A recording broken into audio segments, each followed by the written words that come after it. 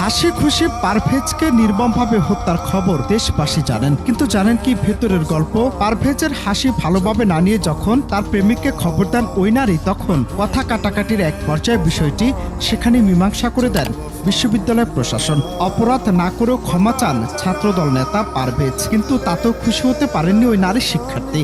প্রেমিককে কটাক্ষ করে দেন বকাবকি। পরে ভালোবাসার প্রমাণ দিতেই মীমাংসার মাত্র ৩ মিনিটের মাথায় পারভেজকে এলোপাথারি আঘাত করে তার হৃৎপিণ্ড ২ খণ্ড করে দেন প্রেমিক। ব্যাপক রক্তক্ষরণ, মাটিতে লুটিয়ে পড়েন পারভেজ, চলে যান না ফেরার দেশে।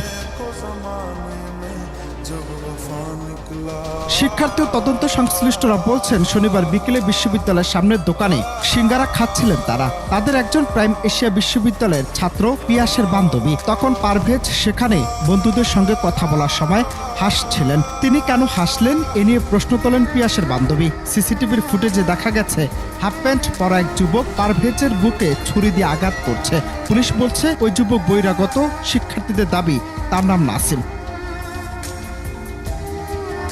তবে পারভেজ হত্যার ঘটনায় ৩ জনকে গতকাল সোমবার ভোরে মহাখালী থেকে গ্রেফতার করেছে পুলিশ। তারা হলো আল কামাল শেখ, আলবি হোসেন জুনায়েদ ও আল আমিন সানি। সিসিটিভির ক্যামেরার ফুটেজ দেখে শনাক্তের পর ৩ জনকে গ্রেফতার করা হয়।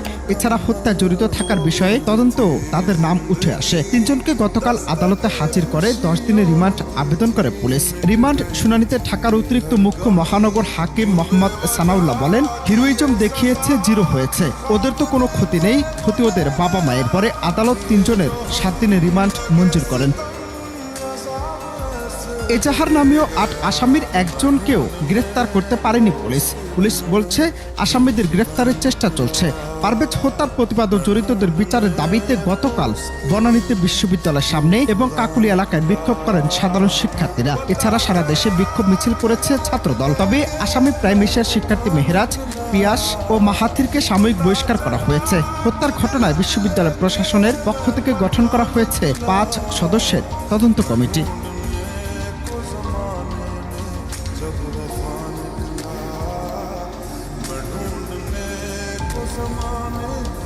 जब वफा